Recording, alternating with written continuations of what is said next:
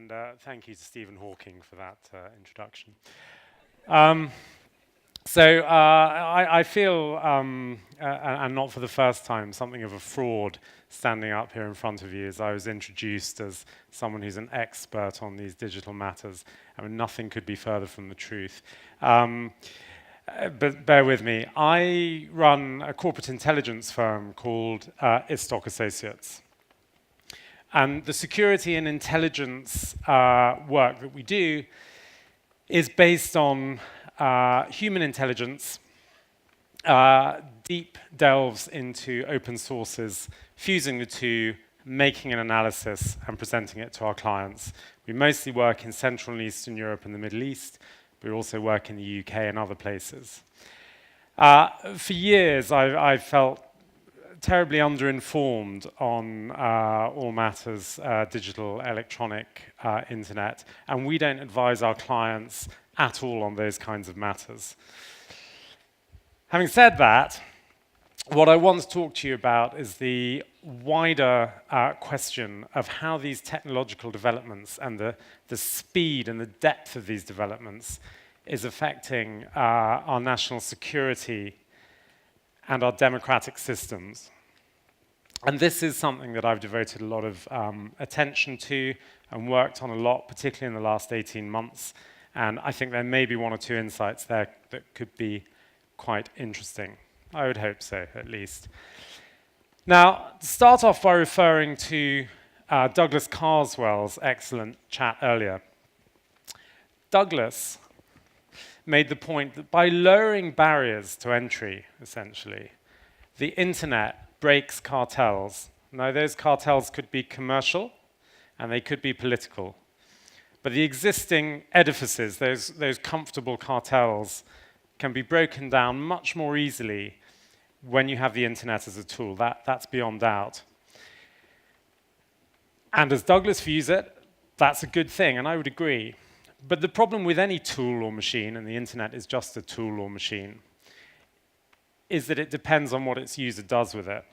A car can be a very useful gadget for getting from A to B, but you can also use it to mow people down. The internet, similarly, can have very malign effects on our democratic systems.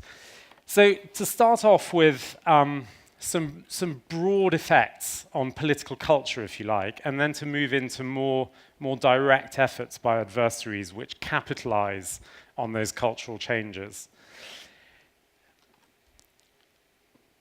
Internet utopians have been talking for years, as Douglas was, about how the internet allows the rulers and the ruled to come closer together, to interact more directly, and that ultimately you could have a new form of politics which disintermediates the bureaucracy. That's all well and good.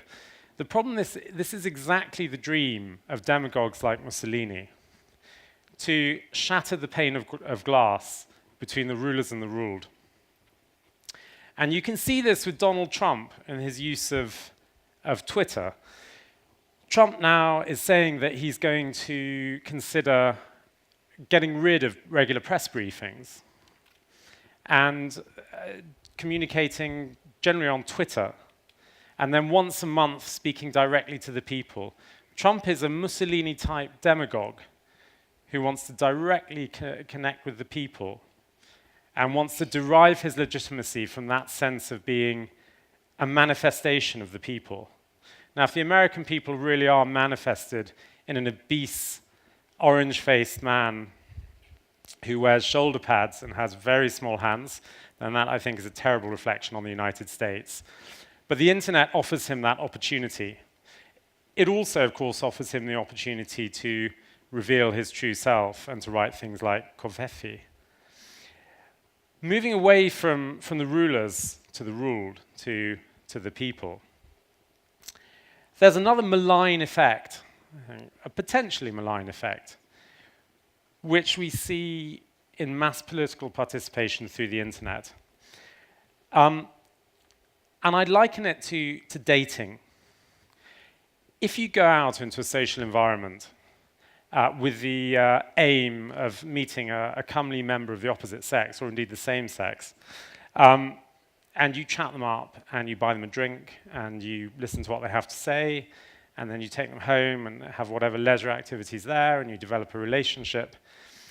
This is situating your romantic activity in a healthy social environment with normal constraints and generally a healthy level of social interaction. It's very different from sitting in your room in your pajamas looking at adult material on the internet, which some people now do in place of going out and dating, particularly me. Similarly with politics, it used to be that if you wanted to participate in politics, you had to do something in the real world. You had to get out of the house, interact with others, and show your face. Right? That might be waving a placard in the street. It might be joining a party. It might be campaigning, leafleting, standing as a candidate. But you had to make that social interaction with its normal limits and norms in order to participate politically. What's happening now increasingly is you see people living in a digital sounding room where their own views are reinforced. They start to view the other side politically as an enemy or not as part of the nation.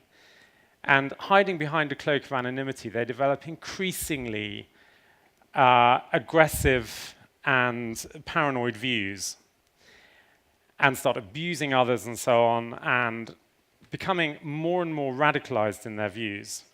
And this causes polarization and so on, and it makes people susceptible to populism.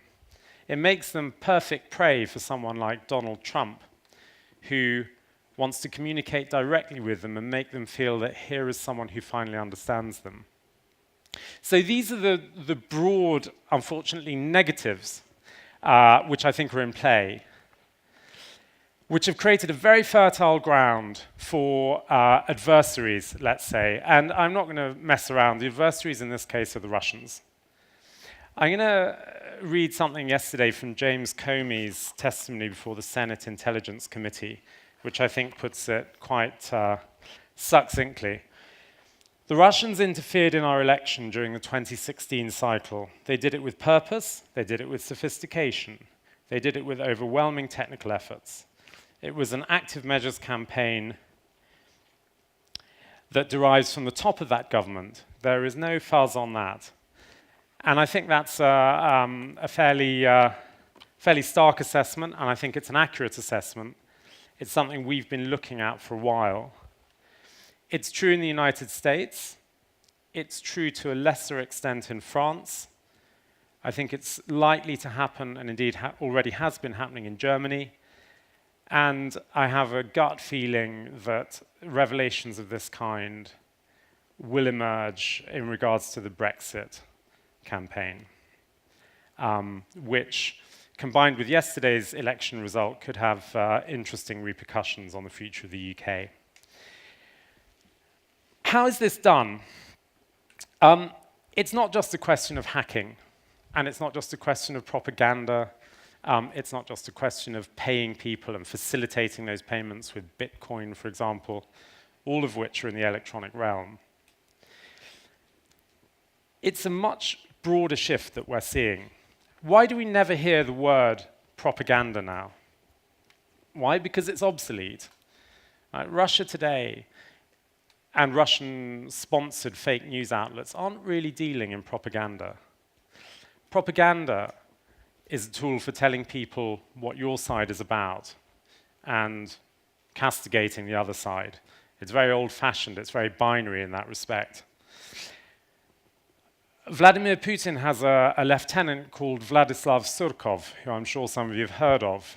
And Surkov is a kind of Wizard of Oz figure who sits at his right hand in the Kremlin. Surkov believes that the truth itself is a construct, or rather he wants us to believe that the truth itself is a construct. And the internet provides the opportunity, by bombarding us with different versions of events, by the multiplicity of sources that are on the internet, with such a confusing information landscape that we're willing to believe that everything is true and that nothing is true. And of course, Peter Pomerantsev has written a brilliant book called Everything is Possible and Nothing is True, which I would direct all of you to, which brilliantly encapsulates this. The neighboring country of Macedonia features in this. And I just bring this up as one of a dozen examples, but I think it's interesting, since we're in Sofia, to talk about Macedonia. I'm sure most of you remember that during the US election campaign, there was a rather odd story emerged that in the obscure northern town of Veles in Macedonia, fake news factories had emerged. That teenagers and guys in their early 20s in Veles had suddenly taken it upon themselves to start churning out untrue stories in English, and were making tens of thousands of dollars from doing this. It's interesting to see that Macedonia is a non-NATO country. Gruevski has a strong relationship with the Russians. It's not Russian, it's not former Soviet Union. It's sufficiently far from Russia so that the hands appear clean. But I've no doubt whatsoever that Russia was behind these fake news factories in Macedonia. And there are many examples like this. I could go into other dimensions of this, and there are many, but time doesn't permit. But what I would say is that our democratic systems and the safeguards around them are built for, at best, the mid-20th century. And they don't foresee these kinds of threats. They assume that countries are largely hermetically sealed, that politics is a national business, that foreigners and outside agents who are hostile have a very limited ability to affect. This has changed, and nobody really knows even how to conceptualize the threat, let alone how to deal with it. Now, one possibility would be to become Luddites, to reverse from some of these advances. So, for example, to take Britain, the voting system can't be hacked. Why? Because you have tens of thousands of voting stations around the country, all of which work on paper ballots collected by local primary school teachers and vicars.